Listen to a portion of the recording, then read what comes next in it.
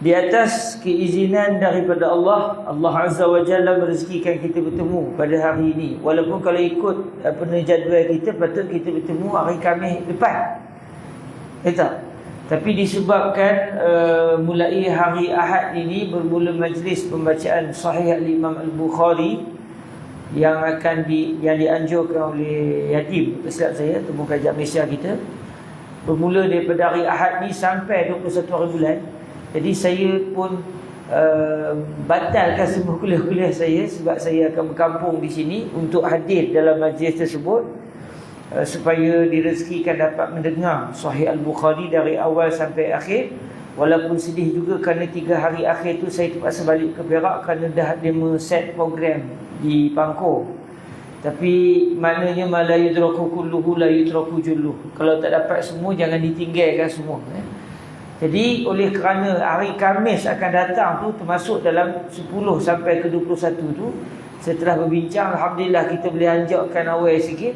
Dan saya minta maaf lah kalau memang sepatutnya ada program pada hari ini. Mudahnya saya pula mengambil masa tuan-tuan, saya minta maaf banyak. Saya janji saya tak buat lagi, ya, insya-Allah. Baik, pada hari ini kita akan masuk ke hadis yang ke-9. Hadis yang ke-9, setelah kita meneliti 8 hadis Rasulullah sallallahu alaihi wasallam daripada kitab hadis 40 Al-Imam An-Nawawi ini, yang ia merupakan tak keterlaluan kalau kita menyatakan ia adalah hadis yang paling penting disabdakan oleh Nabi. Maknanya kalau contoh kita tak mampu nak hadir kerana mungkin masa tu kita roja contohnya daripada sepanjang majlis bacaan Sahih Bukhari, untuk kita nak dapat dengar 7,658 hadis kita tak mampu, makanya jangan dilepaskan peluang untuk kita mempelajari 42 hadis paling penting yang pernah disabdakan oleh Nabi, yang telah dikaji lalu dipilih untuk dipersembahkan kepada masyarakat kaum muslimin oleh Al-Imam An-Nawawi. Dan kitab ini kalau kita tengok nama asalnya, kita sebut hadis 40 Imam Nawawi, ataupun dalam bahasa Arab orang sebut Al-Arba'un An-Nawawiyah, bukan disebut Al-Arba'in, Kitabul Arba'in An-Nawawiyah, kitab hadis 40, kitab 40 Imam Nawawi. Tapi asal nama kepada kitab ini, Imam Nawawi namakan Al-Kitabul Arba'in fi Mabanil Islam wa Qawaidil Ahkam. Kitab 40, kitab hadis 40 di dalam menceritakan binaan-binaan Islam dan kaedah-kaedah bagi hukum hakam. Diumpamakan Islam ni umpama satu bangunan apakah yang mewakili Islam? Hadis ini. Dan ia juga hadis ini adalah merupakan kaedah-kaedah utama bagi segala hukum hakam di dalam Islam ini. Maka alhamdulillah kita direzekikan dapat belajar sebelum ini dari hadis pertama sampai ke hadis yang ke-8. Dan hari ini kita masuk pula ke hadis yang ke-9. Hadis yang ke-9. Cuma saya bawa kawan saya daripada Kuala seorang ni, saya tak tahu pula dia buat rakaman. Dia minta izin Rasulullah belum? Boleh. Saya tak tahu, memang kawan saya seorang ni, dia memang gemar lah, ada program dia di Kuala tu, orang Kuala kenal lah dia. Asal ada kuliahnya suka merakam. Saya tak tahu pula beliau pun rakam hari ni. Saya minta maaf, saya memang tak terbabit langsung ni. Kalau tuan-tuan nak marah dia seorang, jangan marah saya lah. Kalau tuan-tuan suruh cah, Ustaz Yusof jangan lupa bayar cah. Mungkin nasihat Arab dia pun nama di Putrajaya. Baik, kita masuk hadis yang ke-9 pada hari ini, iaitu hadis yang menceritakan bahawa apa yang dilarang oleh Nabi jangan dibuat, apa disuruh oleh Nabi buat. Dan jangan banyak soal, jangan banyak soal, tanya itu tanya ni. Ini akan dibahaskan di dalam hadis yang ke-9 ini. Sebelum itu marilah sama-sama kita membacakan surah Al-Fatihah dengan niat moga Allah menyampaikan pahala Al-Fatihah kita sebagai hadiah dari kita kepada Al-Imam Nawawi, atau nama betulnya Yahya bin Syaraf bin Mira bin Hasan bin Husain bin Muhammad bin Jum'ah bin Hizam Al-Hizami Al-Nawawi, yang telah lama meninggalkan kita, iaitu pada tahun 676 Hijriah beliau meninggal dunia. Tetapi walaupun sudah hampir 1000 tahun lah antara kita dengan beliau, hampir 1000 tahun, tetapi jasa beliau ke atas umat Islam begitu bermakna sehingga tak keterlaluan kalau kita boleh khabar. Kalau orang Islam mesti dia biasa dengar nama Nawawi. Kalau nama ulama lain mungkin ada orang tak biasa dengar. Imam Ibn Hajar Al-Asqalani, Al-Qasqalani, Al-Isnawi, As-Suyuti, Al-Khatib Syirbini, Ibn Hajar Al-Haytami. Mungkin ada yang tak bisa dengar. Apa namanya, contoh nama-nama yang kita siapa tapi kalau sebut Al-Imam An-Nawawi, ada yang tak tahu tak?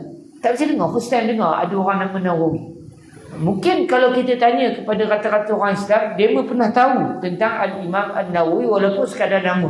Dan subhanallah, bila sebut Imam Nawawi, orang kata kitab hadis 40 Imam Nawawi. Seakan-akan keikhlasan beliau di dalam menghasilkan kitab ini diabadikan oleh Allah sehingga nama beliau sangat sinonim dengan hadis 40 Al-Imam Nawawi. Moga bacaan Fatihah kita Allah sampaikan kepada Al-Imam Nawawi, tidak lupa juga kepada seluruh guru-guru beliau serta murid-murid beliau dan seluruh para ulama zaman berzaman yang telah menurunkan, yang telah menyampaikan hadis 40 Al-Imam An-Nawawi ini kepada masyarakat, sehingga alhamdulillah kita telah menerima kitab ini dari guru ke guru sehingga bersambung kepada Al-Imam An-Nawawi. Moga barakah mereka ini terus mengalir kepada kita dan sampai Fatihah kita kepada mereka dan juga kepada seluruh yang pernah mempelajari kitab ini. Amin ya rabbal alamin. Al-Fatihah.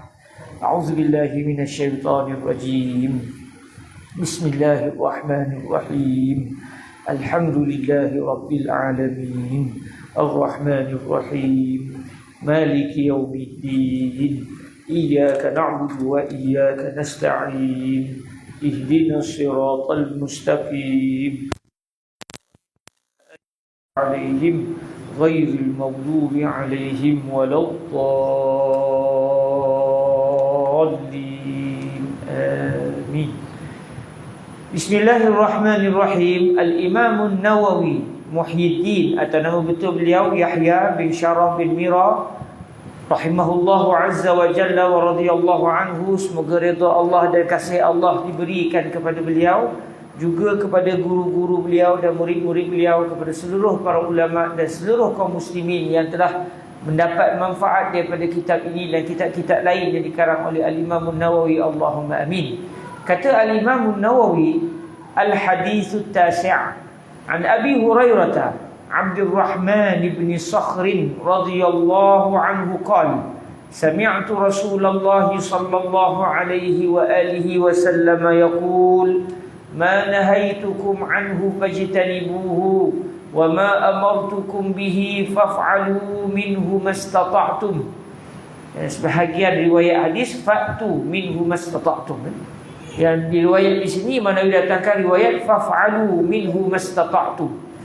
Fa innama ahlakal ladzina min qablikum kathratu masailihim wa ikhtilafuhum ala anbiya'ihim. Rawahu al-Bukhari wa Muslim. Hadis yang ke-9 daripada Abu Hurairah, iaitu Abdurrahman bin Sakhr radhiyallahu anhu.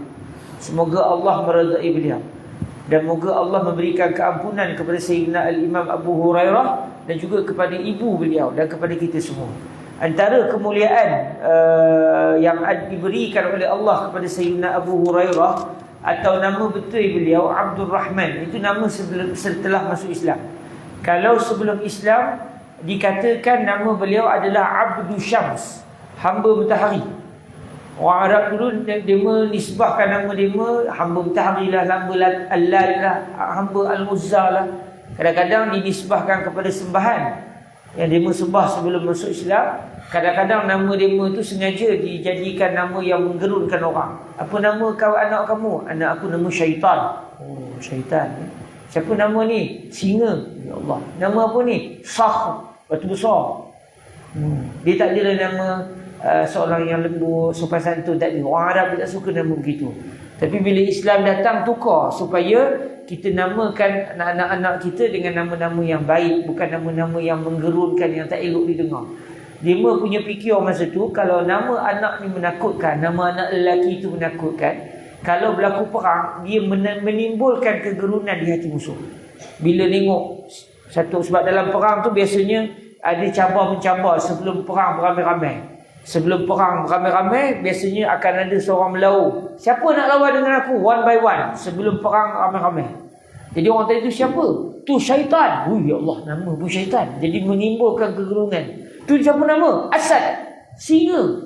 Udah, namanya singa. Jadi benda tu menimbulkan ketakutan. Cara dia berfikir begitulah. Jadi datang Islam tukar. Dan apabila nama itu berbau syirik, Nabi biasanya akan menukar nama sahabat yang masuk Islam itu. Adapun nama ayahnya tidaklah ditukar. Sebab itu ada sahabat Nabi bernama Amr bin Al-As. Sayyidina Amr bin Al-As. Ayahnya tak masuk Islam. Dan ayahnya mungkin tak sempat menerima agama Islam. Sebab mungkin meninggal awal sebelum perutusan Nabi. Ayah kepada Sayyidina Amr ini bernama Al-As. Iaitu kaki maksiat. Siapa tu? Itu namanya kaki maksiat. Jangan buat pasal. Dia memang kuat buat maksiat. Memang cara orang dulu. Dia suka nama-nama begitu. Jadi bila Sayyidina Amr memeluk agama Islam, kebetulannya nama Amr tak ada masalah. Jadi nama ayahnya masalah. Nabi tidak boleh menukar nama ayah sahabat tadi. Sebab itu antara yang mungkin menjadi sensitif di kalangan orang Cina contohnya, kalau dia masuk Islam adalah ditukar nama ayah. Dia ditukar nama ayah. Kalau contoh nama dia sebelum Islam pun tak ada masalah. Nama Cina contoh. Biar je lah nama Cina dia. Tak semesti siapa yang masuk Islam kena tukar nama ke bunyi Arab. Tak. Yang penting jangan nama tu berbau syirik, tu je. Contoh katakan sebelum masuk Islam, siapa nama? Andika. Nama orang dulu-dulu. Biar nama Andika. Ataupun nama siapa ni? Nama dia nama bunga ke? Biarlah. Tak semesti bila masuk Islam mesti nama Arab.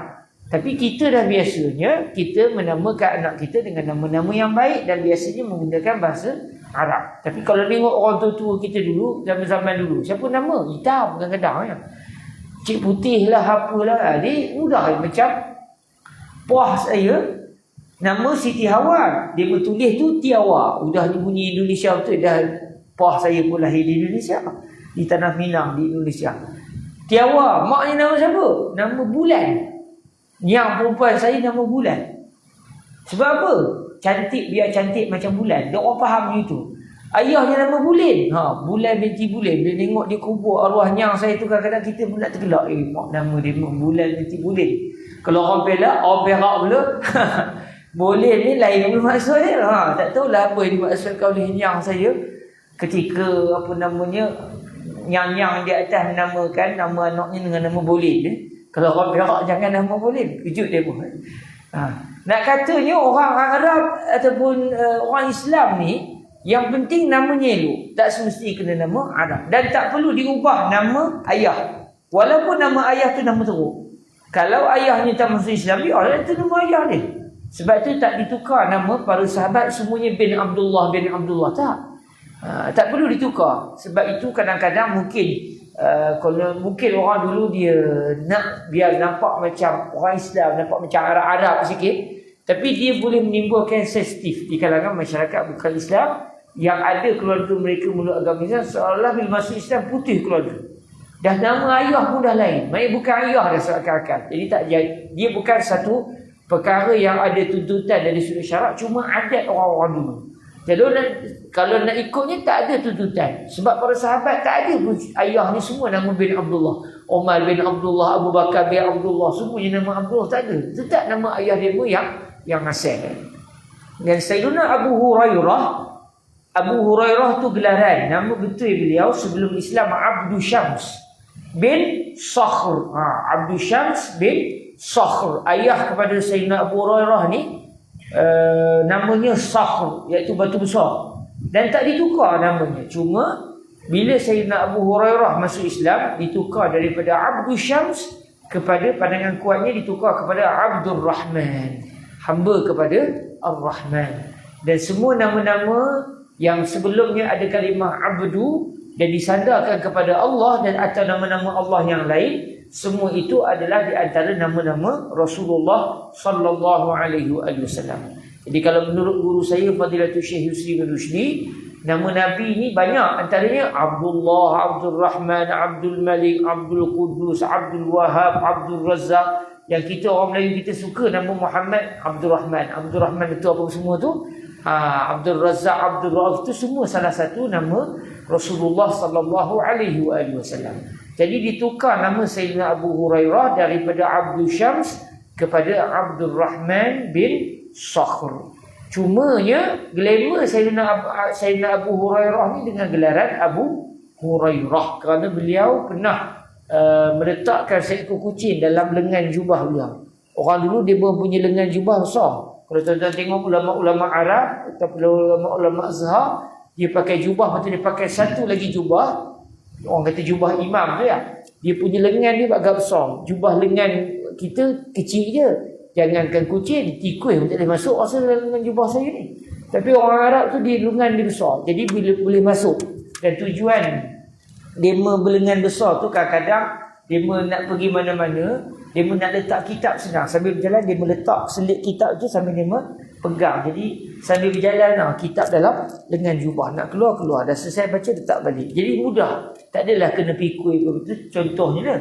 Jadi Sayyidina Abu Hurairah radhiyallahu anhu pernah memasukkan seekor kucing dalam lengan jubah beliau sehingga dilihat oleh Nabi, lalu Nabi memanggil beliau ya Aba Hirrah, wahai bapa kucing, ataupun kadang-kadang dipanggil Abu Hurairah, wahai ayah kepada kucing. Menunjukkan sifat rahmat yang ada dalam jiwa Sayyidina Abu Hurairah radhiyallahu anhu sehingga beliau dikenali dengan nama Abu Hurairah. Walaupun itu panggilan bukan nama. Nama betul beliau setelah masuk Islam Abdul Rahman. Sebab tu dalam hadis yang ke-9 ni Sayyidina Al-Imam Nawawi setelah menyebut an Abi Hurairah, beliau sebut Abdul Rahman bin Sakhr, Abdul Rahman bin Sakhr, untuk mengenalkan kepada kita siapakah nama sebenar Sayyidina Abu Hurairah. Dan beliau masuk Islam tahun ke-7 Hijriah. 7, 8, 9, lebih kurang 3 tahun ke 4 tahun saja sempat dengan Nabi, tak lama. Kemudian Nabi wafat. Sebab beliau bukan asal orang Madinah, bukan asal orang Mekah, beliau asal orang Yaman. Dan beliau masuk Islam pun maknanya lewat. Kerana beliau daripada Yaman datang ke Madinah, ketika itu dah tinggal lagi 2-3 tahun. 3-4 tahun lagi sebelum Nabi wafat. Pun begitu, Allah menjadikan beliau ni orang susah, orang tak berduit. Jadi banyak masa di dalam Masjid Nabawi bersama dengan orang-orang fakir yang lain. Lalu banyak masa Sayyidina Abu Hurairah dengan Rasulullah sallallahu alaihi wasallam, sehingga Allah menganugerahkan beliau dengan kekuatan hafalan hadis sehingga beliau menjadi sahabat Nabi yang paling banyak meriwayatkan hadis Rasulullah sallallahu alaihi wasallam di dalam kitab-kitab hadis. Lepas tu kita biasa an Abi Hurairah tu sangat-sangat biasa. Dan beliau pernah berdoa. Kalau tuan-tuan perasan tadi saya sebut, moga Allah memberikan keampunan kepada beliau dan ibu beliau. Kenapa tiba-tiba gitu? Kerana Sayyidina Abu Hurairah radhiyallahu anhu pernah berdoa, ya Allah, ampunkan dosaku, ampunkan dosa ibuku, ampunkan dosa siapa saja yang minta agar dikau ampunkan dosaku dan ibuku.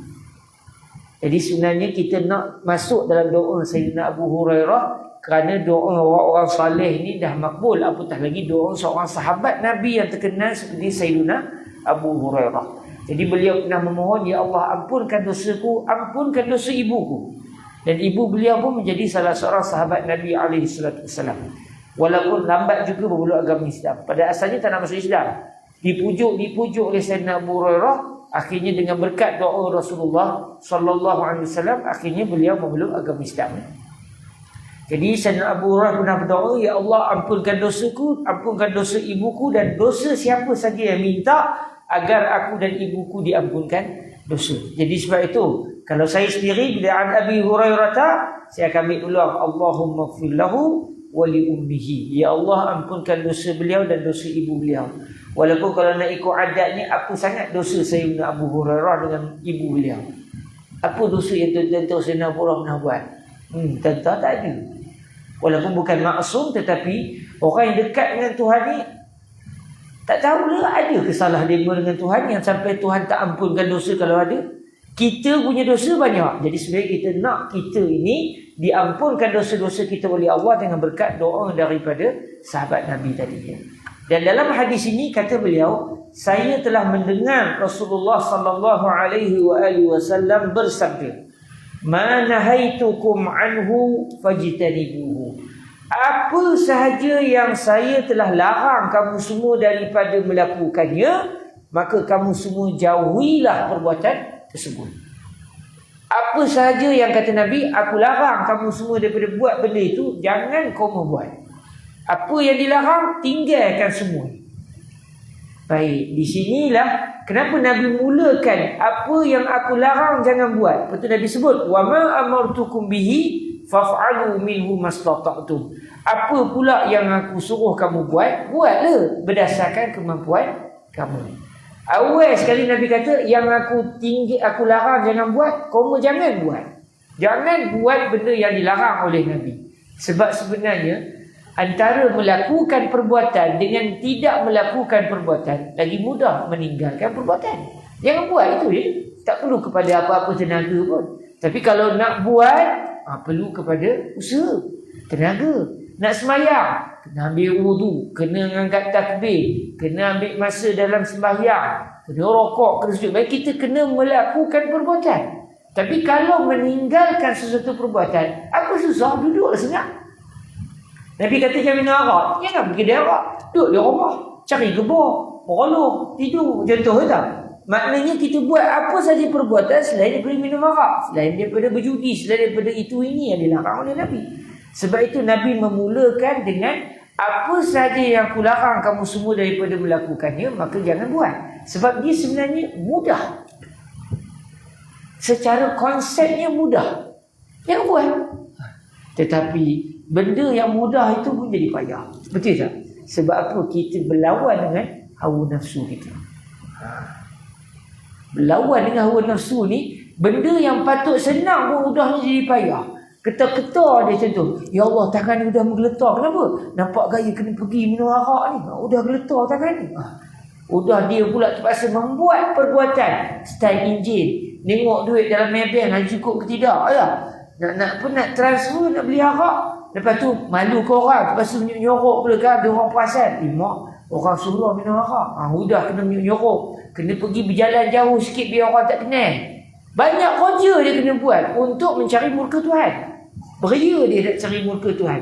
Dia terpaksa menghasilkan perbuatan yang macam-macam demi untuk mencari kemurkaan Allah Azza wa Jalla. Sedangkan Nabi kata, apa yang aku larang jangan buat. Duduk senyap di rumah, pergi ke tempat lain. Yang penting jangan buat benda yang dilarang oleh Tuhan. Senang sebenarnya. Sebab itu asasnya sangat mudah.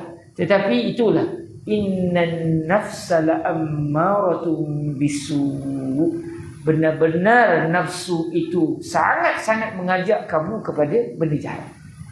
Sehingga akhirnya meninggalkan benda yang haram pun jadi payah, buat benda haram pula senang. Terbalik, benda yang Nabi suruh dia rasa berat, benda yang Nabi larang dia rasa senang nak buat. Yang ni terbalik kerana apa? Kerana isunya sudah ada gangguan syaitan dan nafsu. Kemudian dalam hadis ini Nabi kata, apa saja yang aku larang kamu daripada melakukannya, maka jangan kamu lakukannya, tinggalkanlah. Di sini kata para ulama, benda yang Nabi larang ni ada dua jenis. Apa dia? Haram, dan yang kedua adalah makruh. Haram dan makruh. Ikut zahir hadis Nabi, apa saja yang dilarang oleh Nabi, tinggalkan. Maknanya seolah-olah wajib kita meninggalkan benda yang haram dan wajib kita meninggalkan benda yang makruh. Tetapi dengan kajian ilmu fiqh. Sebab tu nak belajar hadis, dia kena kait dengan semua ilmu yang lain. Kalau dia belajar hadis dengan dia tak belajar fiqh, tak belajar akidah, tak belajar tasawuf, dia akan jadi rosak. Sebab dia akan faham apa yang dia nak faham. Sedangkan sepatutnya kita memahami hadis sebagaimana yang diinginkan oleh Allah dan Rasulnya. Sebab itu adanya kitab yang menghuraikan ayat-ayat Al-Quran, ada kitab yang menghuraikan, yang mensyarahkan hadis Nabi, supaya jangan kita tersalah faham dalam memahami kehendak Allah dan Rasulnya.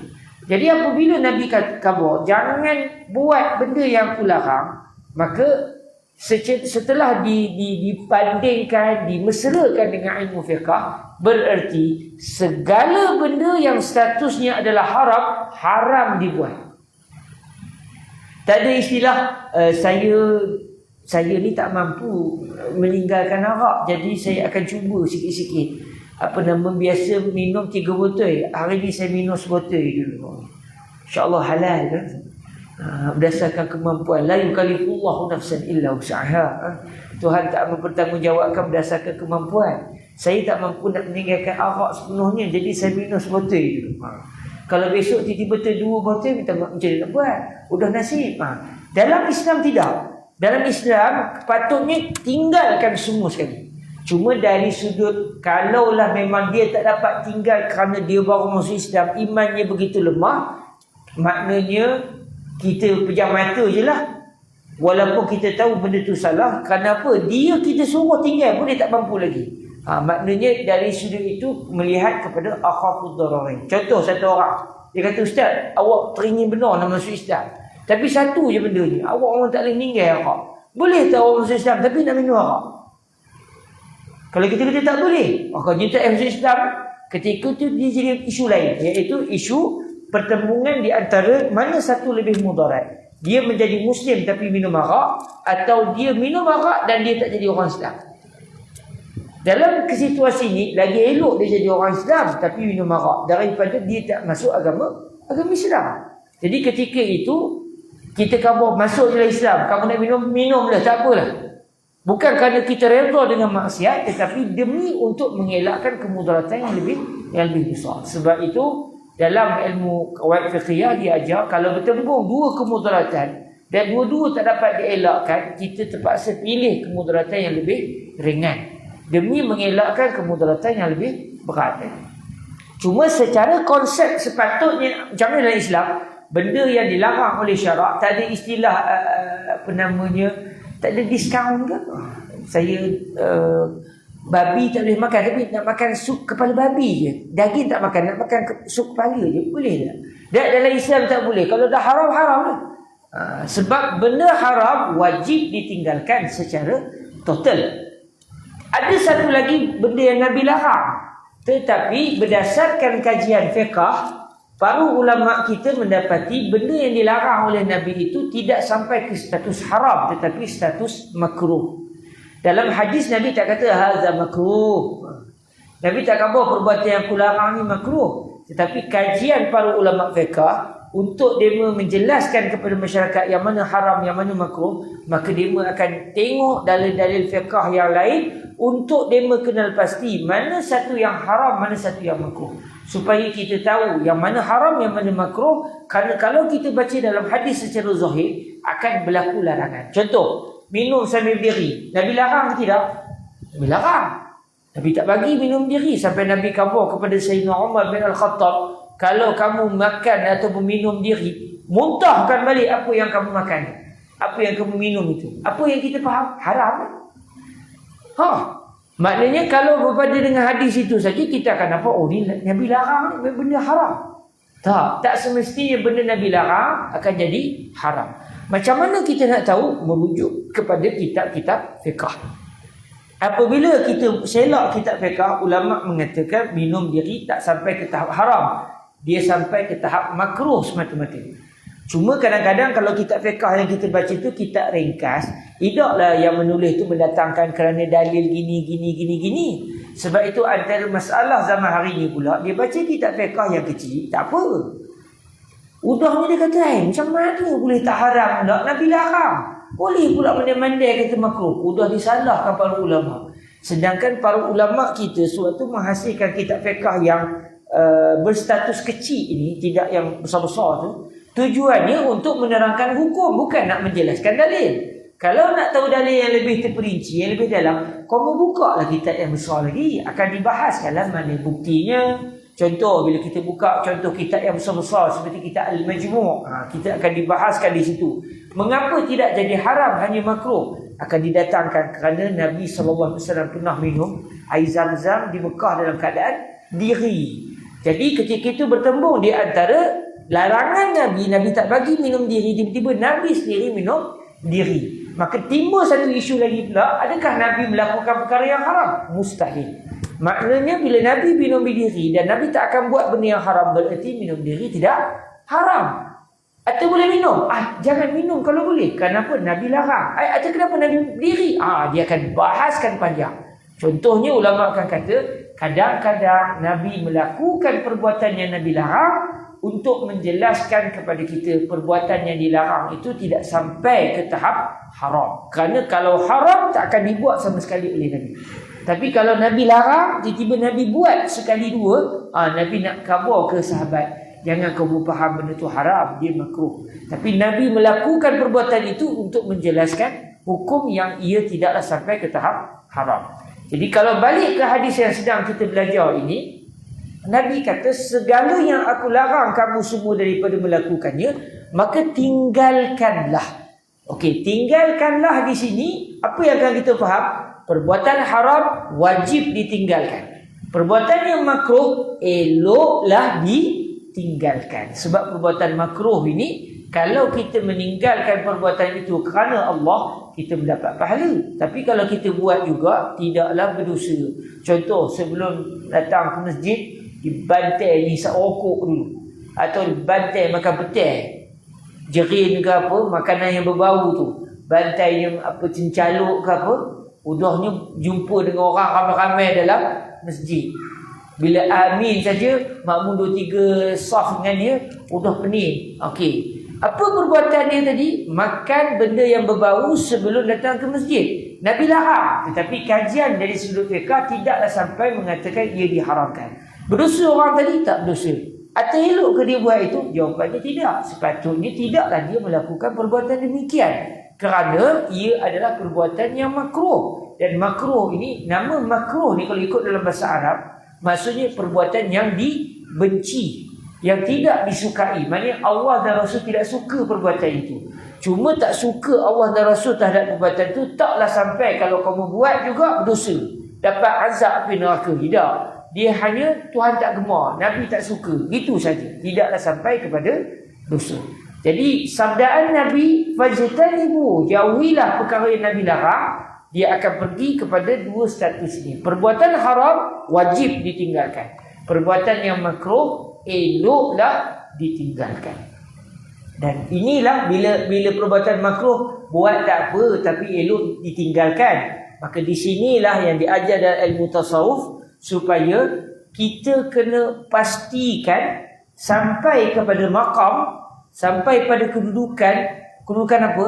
Kita hanya buat perbuatan yang wajib dan perbuatan yang sunat. Sahaja. Sahaja. Perbuatan haram, takkan nak buat benda haram. Perbuatan haram faham ke? Makruh, tinggalkan, Tuhan tak suka. Perbuatan yang halal, yang haram pun tidak, makruh pun tidak, yang kita dalam fiqh disebut al-jaiz. Perbuatan yang jaiz, ataupun dipanggil dalam bahasa Arab juga, dia kata jaiz, satu lagi apa ada, jaiz, siapa ingat? Dia ada satu istilah, wajib, makruh, haram, wajib, mustahab, makruh, haram, jaiz. Dia ada satu lagi, bukan mustahab, kalimah jaiz tu juga dia ada satu lagi kalimah yang sama erti. Orang Melayu kita sebut harus, harus Allah tu mubah. Terima kasih, jazakumullah khairan. Mubah ni buka kamu dewan pun ada dah. Jadi jadikan bahasa Melayu dalam kamus dewan. Mubah, benda yang mubah atau benda yang jaiz, dia orang Melayu kita kata benda yang harus. Cuma harus ni mungkin ada orang salah faham juga, mesti buat maknanya. Harus dibuat. Harus ni maknanya buat pun tak ada pahala, tak ada dosa, tak buat pun tak ada pahala, tak ada dosa. Dalam tasawuf dia nak kita lonjak, biar kalau boleh kita hanya buat benda yang wajib dan benda yang disunatkan saja. Benda yang harus jangan buat. Takkan tak boleh buat benda harus? Makan nasi lemak wajib? Tidak. Makruh? Tidak. Sunat pun tidak. Haram pun tidak. Maknanya boleh, mubah. Kalau kita makan nasi lemak dan dia adalah perkara yang mubah, rugi, tak dapat pahala. Tapi kalau kita niatkan makan nasi lemak kerana Allah Azza wa Jalla, atau contoh kalau lepas isyak ada orang menjamu, contoh, ada? Ada? Tak pula ya. Ada esok-esok. Selesai masalah kita saja mengajar orang Kuala seorang. Katakan apa namanya, ada kuliah apa lepas isyak, ada orang sedia jamuan. Kita makan jamuan lepas isyak wajib ke? Tak. Haram? Tidak. Makruh? Juga tidak. Sunat pun tidak. Maknanya benda itu jaiz, benda mubah. Pahala pun tak ada, dosa pun tak ada. Makan pun tak ada pahala, tak ada dosa. Tak makan pun tak ada pahala, tak ada dosa. Tapi orang yang bagus, dia tukar status makan lepas isyak menjadi benda yang mustahab, iaitu dia niatkan kerana Allah Azza wa Jalla. Orang lain makan sebab apa? Perut lapar, itu je lah. Tapi dia makan supaya dia kuat, bertenaga. Malam ni target nak sembahyang, qiyamul lail, nak target dalam sejam ke 2 jam, nak baca lebih kurang dalam setengah juzuk dalam sembahyang, contoh. Jadi kena ada tenaga. Jadi dia target makan supaya malam nanti boleh bangun qiyamul lail. Dia niat kerana Allah, buat sebarang benda semua dia niat kerana Allah. Bertukarlah sesuatu perbuatan daripada perbuatan yang pahala tak ada, dosa tak ada, bertukar kepada perbuatan yang mendapat pahala. Jadi akhirnya dalam hidup dia hanya buat 2 saja. Benda wajib, benda sunat. Sebelum sembahyang tadi, katakan badan hangat pijo hari ni, nak mandi. Okey, mandi dapat pahala ke sebelum pergi sembahyang? Ada Nabi kata, siapa yang mandi sebelum sembahyang fardu dia dapat pahala seperti buat haji, buat umrah ke? Ada. Saya tak tahu kalau ada hadis seperti itu. Macam tak ada. Maknanya mandi sebelum sembahyang wajib pun tidak, makruh pun tidak, apa pun tidak. Dia adalah jaiz. Tapi kalau tadi kita mandi dengan niat, ya Allah, supaya aku memuliakan hadis Nabi, demi untuk menggembirakan kaum muslimin yang sembahyang sebelahku, hiduplah dia sembahyang dalam hati dia geram dengan aku. Kita niatkan Allah, bertukarlah mandi tadi mendapat pahala. Dan inilah yang telah kita sebut awal-awal hari itu ni, masa kita bahaskan innamal a'malu binniyat. Jadi dalam hadis yang sedang kita bahaskan ini, bila Nabi kata manahitukum anhu fajtanibu, maksudnya kalau aku larang kamu buat satu benda, tinggalkan sama sekali. Iaitu benda haram kena tinggal. Tak sepatutnya orang mukmin yang percaya kepada Allah dia nak buat benda haram. Kalau masih lagi seronok nak buat benda haram, dia ketahui kelemahan dia di mana, dia kena settlekan. Dia kena kuatkan perasaan dia kena belajar betul-betul macam mana supaya jiwa dia rasa benci dengan maksiat. Kalau dia alhamdulillah perbuatan haram dia tak buat, tapi makruh dia berdaya juga, dia buat juga, maknanya dia tidaklah berdosa. Tapi dia masih di kalangan orang awam, di kalangan orang Islam. Eloknya naiklah darjat sikit, supaya kita usahakan meninggalkan perbuatan makruh kerana Allah, supaya dapat pahala. Kemudian Nabi sebut dalam sambungan hadis, wa ma amartukum bihi faf'alu minhu mastata'tum. Apa sahaja yang aku perintahkan kamu untuk melakukannya, maka lakukanlah perbuatan itu apa yang kamu mampu.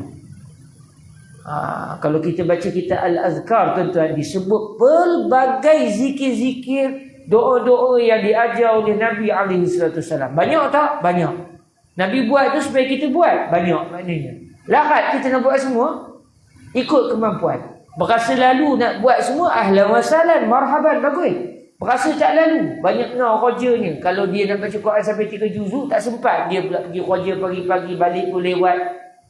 Pergi kuliah pun mana takat mampu saja. Okey, berdasarkan kemampuan. Sebab Nabi kata, apa sahaja yang aku perintahkan kamu untuk melakukannya, maka lakukanlah daripada perbuatan-perbuatan yang aku perintahkan itu, apa yang kamu mampu untuk melakukannya. Di sini pun kata para ulama, bila Nabi suruh kita buat satu perbuatan, dia akan pergi sama ada perbuatan itu wajib atau perbuatan itu sunat. Perbuatan wajib boleh pilih-pilih. Sembahyang zuhur awak mampu, subuh tak mampu, tak payah buatlah. Sebab Nabi kata faf'alu minhu mastata'tum. Buat ikut kemampuan. Awak tak mampu nak sembahyang subuh, jadi tak payahlah sembahyang subuh. Nanti kalau dah mampu nanti sembahyang. Tak sampai suruh lagi. Adakah begitu? Jawapannya tidak. Maknanya apa yang dimaksudkan oleh Nabi, yang aku perintahkan kamu untuk lakukan berdasarkan kemampuan. Maknanya perbuatan yang wajib buat semua tanpa kecuali. Tak ada istilah perbuatan wajib kalau dah kena ke atas kita, wajib ke atas kita, kita boleh tinggal. Dan namanya wajib, kalau tinggal berdosa, maknanya tak boleh pilih. Atau apa maksud buat berdasarkan kemampuan kalau benda tu wajib? Kalau kita buat perbuatan yang wajib tapi tak mampu nak buat dengan sempurna perbuatan itu, buat ikut kemampuan. Sebab itu orang sakit tak mampu nak sembahyang berdiri, dia bukan boleh tinggal sembahyang, dia wajib juga sembahyang. Sembahyang duduk. Tak lalu duduk, baring, ngiring, tak boleh mengiring, lentang. Maknanya dia ada turutan. Tapi kalau kita mampu berdiri, takkan nak sembahyang wajib sambil duduk? Haram. Sebab apa? Yang diwajibkan adalah sembahyang secara berdiri. Tapi kalau dah tak mampu, okey, ikut kemampuan. Maknanya kemampuan dalam perbuatan wajib bukan dari sudut nak buat ke tak buat. Tak, kena buat perbuatan wajib. Cuma sewaktu melaksanakan perbuatan wajib itu mengikut kemampuan yang kita hadapi. Orang sakit, dia boleh berdiri. Tapi kejap je, boleh 2 minit je berdiri. Lepas tu dah tak lalu, puasa nak tumbang. Dia nak sembahyang fardu. Boleh dia alang-alang dah tak boleh berdiri, duduk terus lah? Tak boleh, sebab dia mampu berdiri sekitar 2-3 minit. Maka wajib dia sembahyang berdiri 2-3 minit. Berasa udah pening, datang bertiga dia tu, duduk. Sembahyang duduk, sebab ketika itulah dia mampu. Duduk lama-lama, berasa dah macam hilang bertiga ni. Duduk terus, haram, wajib berdiri. Kalau tidak, tak sah sembahyang. Kerana apa? Faf'alu minhu mastata'tum. Maknanya kita melakukan perbuatan wajib sehabis mungkin, yang sesempurna mungkin, tetapi masih berkait dengan cara kemampuan masing-masing. Itu kalau perbuatan wajib. Mari kepada perbuatan sunat. Perbuatan sunat kita pun tahu tidak wajib dilaksanakan, tetapi elok sangatlah kita melaksanakan. Oleh kerana perbuatan yang disunatkan banyak. Kalau kita mampu, contoh, banyak-banyak zikir, macam-macam zikir yang diajar oleh Nabi SAW. Kalau kita kebetulan masa lapang, memang satu hari itu kita boleh peruntukkan dekat 10 jam untuk mengamalkan zikir dan doa-doa Nabi SAW. Alam wasalam, masa kita ada. Kalau kita kebetulan masanya macam-macam program, atau kita dipertanggungjawabkan dengan macam-macam tanggungjawab, faf'alu minhu mastata'tum. Lakukanlah berdasarkan kemampuan. Mana yang mampu buat. Tak mampu buat, kedian. Buat takat yang mampu. Maknanya boleh pilih. Yang ni saya tak buat sebab saya tak lalu, saya tak sempat. Yang ni saja saya buat. Okey, silakan, sebab ia perbuatan yang disunatkan. Cuma kata Al-Imam Nawawi radhiyallahu anhu, pengarang kitab ini, di dalam kitab beliau yang lain, iaitu kitab Al-Azkar, kata beliau, kalau kita dapat tahu satu perbuatan yang diajar oleh Nabi, cuma perbuatan itu tidak wajib, sunat saja. Jadi, walaupun secara adat kita tak mampu nak buat semua perbuatan sunat yang dibuat oleh Nabi, maka jangan kita tak buat sama sekali. Buat walau sekali dalam hidup itu. Contoh, dapat tahu ada satu amalan, Nabi mengamalkan zikir ini dibaca sampai 100 kali. Contoh, Nabi sebut la ilaha illallah wahdahu la syarikalah, lahul mulku wa lahul hamdu wa huwa ala kulli syai'in qadir. 100 kali. Kita nak buat tiap hari tak lalu. Okey, jangan ditinggalkan sekali dalam hidup kita buat perbuatan. Masa Isyak azan dulu ya. Cepat benar orang sini azan ya. Kuala tak azan ni. Ya, Kuala tak azan ni. Kita lambat sikit. Orang Putrajaya dia kuat sembahyang, tu dia sembahyang apa?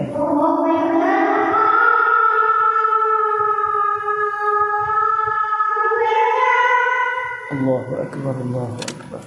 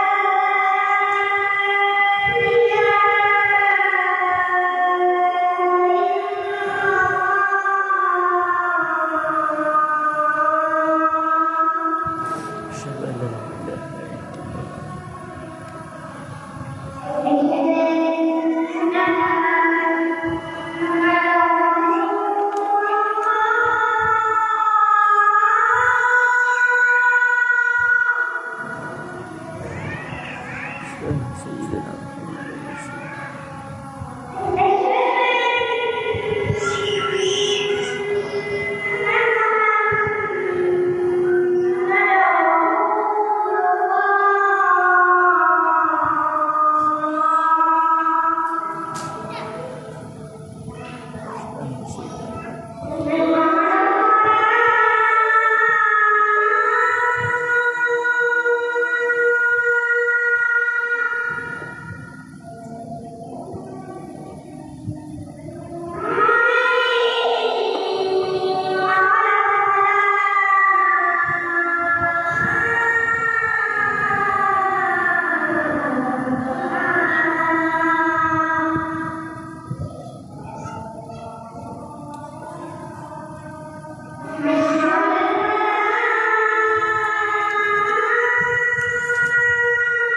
la haula wala quwwata illa billah.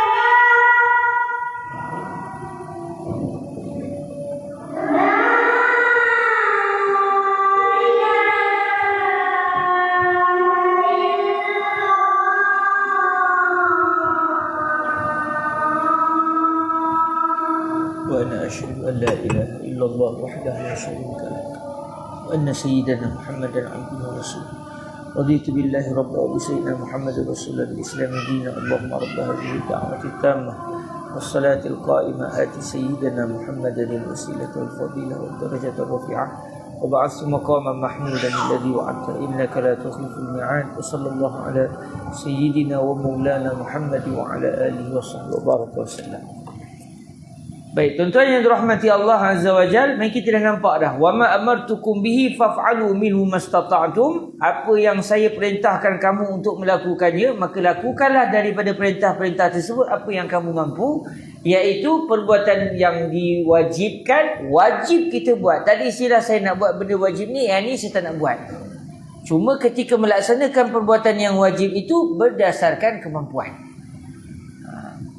Dalam masa yang sama, perbuatan yang disunatkan pula seeloknya macam tadi juga. Kita cuba buat semuanya berdasarkan kemampuan kita. Tetapi adatnya oleh kerana perbuatan yang sunat itu banyak, berbeza dengan perbuatan yang wajib tak banyak. Yang sunat lagi banyak daripada perbuatan yang wajib. Maka Nabi SAW tahu kita secara adat tak akan mampu nak setiap hari melaksanakan semua perbuatan sunat. Makanya lakukanlah berdasarkan kemampuan masing-masing. Pun begitu, pastikan bila kita dapat tahu ada satu perbuatan sunat yang pernah diajarkan oleh Nabi SAW, kalau kita berasa ini kalau nak buat tiap-tiap hari tak lalu rasanya, maka pastikan usaha untuk buat sekali dalam hidup kita. Ini disarankan sendiri oleh Al-Imam An-Nawawi radhiyallahu anhu, supaya segala perbuatan yang dianjurkan oleh Nabi itu dilakukan oleh kita. Dan subhanallah, sebagaimana yang sering disebut oleh guru kami Fadilatul Syekh Yusri bin Rushdi Al-Hasani, Nabi SAW banyak menganjurkan perbuatan-perbuatan sunat ini supaya apa? Supaya kita ni sentiasa di dalam ibadah. Apa namanya, contoh, berasa nak semayang malam macam Nabi tak lalu, okey, kita buat ibadah yang lain. Kita boleh, kalau contoh kita dah semayang dah tak lalu, baru 2 rakaat je tak lalu, Nabi semayang sampai 12 rakaat malam-malamnya. Tak mampu 2 rakaat, kita berasa nak baring, okey, kita baring sambil kita berselawat, okey, tak ada masalah. Berasa nak tidur, ya silakan, baca doa tidur dulu, ada dapat pahala. Maknanya kita boleh bergerak daripada apa situasi pun dalam keadaan kita beribadat. Kerana itu dipelbagaikan perbuatan-perbuatan sunat supaya kita dapat sentiasa berpindah daripada ibadat ke ibadat ke ibadat mengikut kemampuan masing-masing. Kemudian di dalam hadis ini yang penghujungnya Nabi kata, kenapa Nabi kata apa yang aku larang kamu hendaklah tinggalkan, apa yang aku suruh buat ikut mampu. Kerana apa suarah ini keluar? Kata Nabi, fa innama ahlakal ladzina min qablikum kasratu masailihim wa ikhtilafuhum ala anbiyaihim. Ini kerana orang sebelum kamu yang telah menghancurkan mereka, yang telah menyebabkan mereka dimusnahkan oleh Allah Azza wa Jal, adalah kerana banyaknya dema bertanya dalam masa yang sama, banyak pula dema bercanggah dengan para nabi mereka. Sebab itu Nabi kata, mudahnya Nabi nak khabar apa? Kalau aku suruh, ikut. Itu je. Apa yang aku suruh, buat, ikut mampu. Yang aku larang, jangan nak oek-oek, tinggal. Sebab apa? Jangan jadi macam umat sebelum ini, dema dimusnahkan oleh Allah, ditimpakan azab oleh Allah. Kenapa? Dema ada satu perangai, suka banyak bertanya. Dalam masa yang sama, lepas dah tahu benda tu kena buat, lawan pula. Sebab tu Nabi tak nak kita menjadi umat yang terdahulu. Nabi tak nak umat baginda seolah-olah terdedah kepada peluang untuk dihancurkan oleh Allah Azza wa Jal. Nabi kata jangan banyak bertanya dan bercanggah dengan ilmu. Sebab orang dulu kalau perangai dema pula, dema suka banyak bertanya kepada para rasul. Dalam masa yang sama mereka bercanggah pula dengan para nabi dan para rasul yang diutuskan kepada mereka. Sebab itu kita ni apa disuruh Nabi buat, dia dilarang oleh Nabi tinggal, berdasarkan huraian yang telah dibahaskan sebentar tadi. Cuma mungkin orang salah faham. Maknanya agama kita ni tak boleh tanya soalan ke? Siapa tanya banyak soalan, kurang imannya. Adakah begitu? Main dalam majlis banyak soalan. Korang iman ni, udah ni jangan tanya soalan. Seronoklah ustaz mengajar, selamatlah dia, tak ada orang tanya soalan. Sebenarnya yang dimaksudkan dalam Nabi melarang jangan banyak bertanya. Memang Nabi tak bagi para sahabat banyak bertanya. Jangan banyak bertanya. Sebab apa? Zaman Nabi SAW wahyu masih turun. Bila wahyu masih turun, Nabi tak nak disebabkan soalan daripada para sahabat, turun wahyu mewajibkan perbuatan yang ditanya. Jadi Nabi tak nak banyak sangat benda wajib dikenakan ke atas umat. Sebab kalau banyak, nanti akan ada yang tak buat. Bila ada yang tak buat, udah berdosa. Nabi tak nak umat Nabi terdedah kepada dosa. Sebab tu Nabi kata, apa aku suruh, buat. Benda yang aku larang, jangan buat. Dalam hadis yang lain, benda yang aku tak sebut apa-apa, jangan tanya. Maknanya kalau Nabi tak ada khabar, benda ni boleh ke tak boleh? Buat je lah, tak ada masalah. Sebab apa? Sebab Nabi tak mengatakan ia haram. Jangan tanya. Kalau tanya, turun wahyu, kamu pula jadi berat. Siapa nak nanggung? Sebab itu kita biasa jumpa kisah para sahabat ketika Qiyamul Lail. Dia dapat tahu Nabi Qiyamul Lail di masjid, udahnya malam pertama tak ramai lagi. Malam kedua udah makin ramai. Malam ketiga lagi ramai. Malam keempat Nabi tak keluar terus. Sampai para sahabat menunggu sampai subuh. Nabi keluar sampai subuh je. Lepas tu Nabi kata, aku tahu kamu semua nak semayang dengan aku. Tapi aku takut Allah mewajibkan Qiyamul Lail ke atas kamu pada bulan Ramadan. Aku tak berani. Takut kalau turun ramai, tiba-tiba turun ayat, wajib ke atas kita untuk semayang tarawih.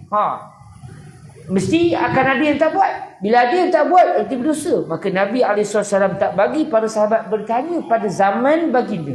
Kerana apa? Takut menambahkan tanggungjawab hukum. Dan Nabi nak kalau boleh biar banyak kepada umat Nabi ni tak ada dosa.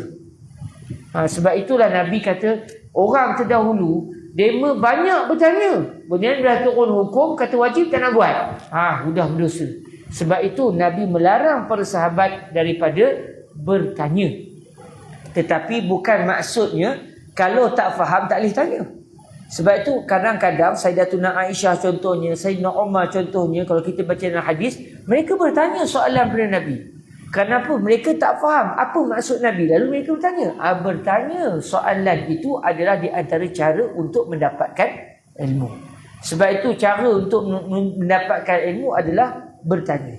Dua orang yang dia akan rugi daripada mendapat ilmu. Pertama, orang yang riak, orang yang takabur. Dia rasa benda macam ni aku rasa aku cari, aku dapat. Tak payahlah tanya. Benda aku sendiri dia cari. Takabur, dia tak akan dapat ilmu. Yang kedua, dia nak tanya tapi malu. Kan nampak benar orang kata kamu ni nampak benar bodoh aja. Benda yang orang tahu pun kamu nak tanya. Daripada nampak bodoh, baik dia buat senyap. Jadi orang pun tak tahu dia bodoh. Orang macam ini juga rugi. Kerana apa? Sepatutnya bila kita tak tahu, tanya aja. Biarlah orang lain nak gelak. Dema yang gelak tak tahu, dema pun tak tahu. Tapi saja nak tunjuk konon-konon dema tahu. Dulu masa kami belajar di Al-Azhar Al-Syari, ada seorang kawan kami, almarhum Ustaz Amin, orang Kelantan. Baik orang ni, tapi ditakdirkan Tuhan beliau kena serangan jantung dan meninggal dunia dan dikebumikan di Kahirah, Mesir. Orang Kelantan. Saya pernah lah sampai nak cari orang kaya bagi zakat ke dia. Sebab nampak dia dengan pakaiannya, dengan pergi mana pakai selipar, nampak orang miskin. Tiba-tiba satu hari dia cerita, ayah nak datang. Kenapa? Ayah nak beli rumah untuk saya. Ayah nak beli rumah ke kamu di Mesir? Tanya-tanya anak orang kaya punya. Cuma dia suka hidup macam tu. Ustaz Amin ni almarhum rahimahullah azza wa jal, dia antara sifat baik yang guru saya Fadilatul Syekh Said bin Syatun suka puji beliau tak malu bertanya. Cuma kadang-kadang bila dia tanya soalan memang orang tergelak sebab teruknya soalan ini pun tak tahu. Orang pakai gelak tapi dia lantaklah kamu nak gelak. Dia akan terus tanya. Dan Syekh Said Syatun memuji tindakan ini. Yang gelak tu sisi lain dia pun tak tahu. Tapi dia suka gelakkan orang. Dan orang Melayu kita ni panggil, dia suka gelakkan orang. Tapi menariknya almarhum ini, beliau terus bertanya-bertanya. Dan kadang-kadang guru saya bila terang-terang dia tanya, Amin, fahim tak? Fahim. Kam fil mi'ah? Berapa persen kamu faham? Saya faham hanya 30% Syekh. Okey, Syekh pun hurai balik. Setakat ni dah berapa persen faham? Okey Syekh, 50% saya faham. 50% lagi tak faham. Hurai lagi. Okey Syekh, saya boleh faham 70%. Syekh layan. Walaupun kita, ya Allah, tak faham juga. Tapi subhanallah, saya menengok kehidupan sahabat saya ini, daripada mula-mula belajar nampak teruk, dia tak faham. Tapi udahnya dia punya soalan sampai kita pun terkejut. Ya Allah, awak pun tak nak terfikir soalan ni. Dan tak tahu jawapan tu, dia boleh tanya kerana dia terfikir soalan itu. Nak kata apa? Dalam menuntut ilmu, jangan malu untuk bertanya. Kerana orang yang banyak bertanya kerana mahu mencari keridhaan Tuhan, Allah akan bagi ilmu kepada dia. Dan dalam masa yang sama, soalan yang ditanya kepada seorang guru bagus juga untuk si guru. Kerana apa? Kadang-kadang ada soalan seorang terfikir, yang lain tak tahu, tak terfikir soalan tu. Dengan soalan itu ditanya, si guru menerangkan, semua orang dapat manfaat. Kalau dia tak tanya, tak dapatlah benda tu. Benda tu kena dicungkil kadang-kadang. Dan kadang-kadang pula bila ditanya soalan, sang guru tak tahu apa jawapannya. Maka di sini bagus kepada guru untuk dia menjadi seorang yang bersikap amanah dalam menuntut ilmu, dalam mengajarkan ilmu. Kalau orang tanya soalan, saya tak tahu, nanti saya cuba cari, saya tak tahu jawapannya. Jadi daripada pelajar pun bagus, daripada sang guru pun bagus. Kalau dia tahu, dia boleh terangkan, orang lain dapat manfaat. Kalau dia ditanya soalan, dia tak tahu, dia dapat belajar satu perkara penting, iaitu khabar tak tahu kalau tak tahu. Dan dalam masa yang sama, dia dapat kesan ada benda dia tak tahu, dia boleh cari dan boleh bertambah ilmu si guru tersebut. Wallahu ta'ala a'la wa a'lam. Hadis yang diriwayatkan oleh Al-Imam Al-Bukhari dan juga Imam Muslim ini penting untuk kita jadikan sebagai satu kaedah hidup kita. Mudah. Apa disuruh Nabi, buat. Apa dilarang Nabi, tinggal. Senang secara konsep, tapi susah untuk dilaksanakan. Sebab tu Imam Nawawi pilih hadis ini untuk menyedarkan semua orang Islam. Kalau kamu orang Islam yang betul-betul, kalau dah dikabur benda ni haram, tak ada istilah, tapi saya rasa tak sepatutnya haram. Tak ada. Dah haram, haram tinggal. Makruh, usaha untuk tinggalkan. Wajib, mesti buat. Sunat, usaha sebanyak mungkin untuk dapat buat. Benda yang harus, usaha untuk dinaikkan martabat supaya diniatkan kerana Allah. Akhirnya kita sampai kepada tahap yang kita buat hanya perbuatan yang wajib dan perbuatan yang sunat. Dan itulah yang dilakukan oleh Nabi alaihi salatu wassalam. Jazakumullahu khairah. Ada rezeki kita masuk ke hadis yang ke-10 pula, iaitu hadis yang menceritakan bahawa kita sebagai seorang Muslim kena menjadikan hidup kita dalam keadaan yang halal. Makan benda yang halal, pakaian yang halal, perbuatan juga adalah halal. Jazakumullahu khairah. Saya kira sekadar itu saja pertemuan kita pada hari ini.